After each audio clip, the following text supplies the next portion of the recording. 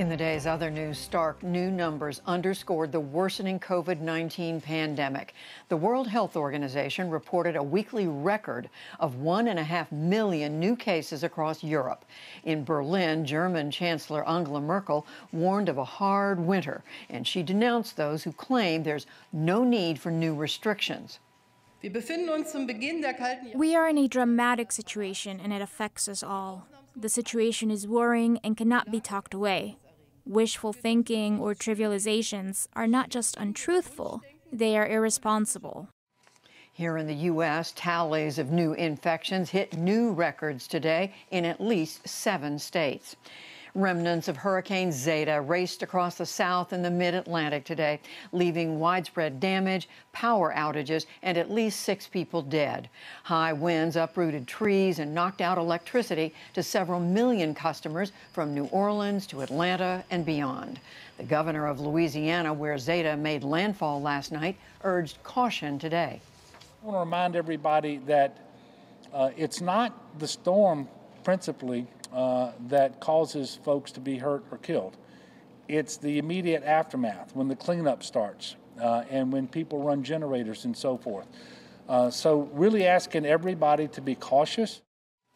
The worst damage appeared to be in several towns along the Louisiana and Mississippi coasts. The most powerful typhoon to hit Vietnam in 20 years has killed 35 people and left dozens missing. It slammed into the country on Wednesday, triggering floods and landslides. Rescuers have been digging for survivors and using bulldozers to clear roads. Naval vessels are searching for fishermen whose boats sank. There is word that at least 140 migrants drowned last weekend off of West Africa. The UN's International Organization for Migration says that it was the deadliest such incident this year. The vessel burned and sank off Senegal as it was trying to reach Spain's Canary Islands, nearly 900 miles away. Migrant arrivals in the Canaries have risen sharply this year, but more than 400 people have died in the attempt. France is on maximum alert tonight after a man with a knife killed 3 people at a church in Nice. Police say the attacker was a Muslim extremist from Tunisia. He was wounded and captured.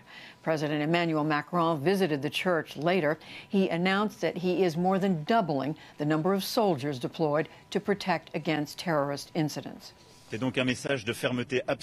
It's a message of complete strength that I would like to convey today. And it's also a message of unity. And I would like to say to all of our citizens, whatever their religion, if they believe or not, that we have to, in these moments, come together and not give in to the spirit of division. France has suffered a series of recent attacks over cartoons of the Prophet Muhammad, offensive to Muslims.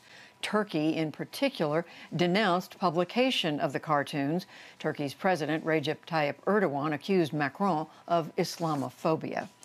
Back in this country, hospitals may be under threat of so-called ransomware attacks, disrupting patient care as virus cases spike.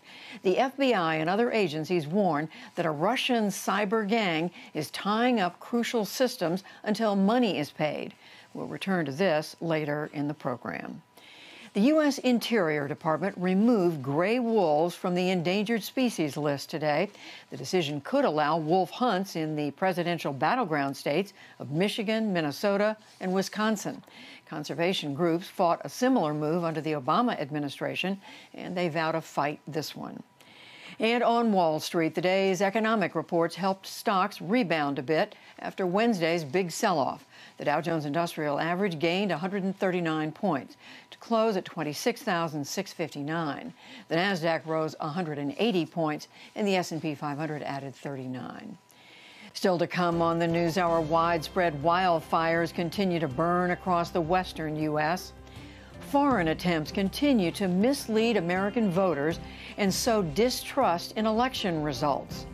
We examine the state legislatures up for grabs in the election and the myriad initiatives on ballots nationwide, plus much more.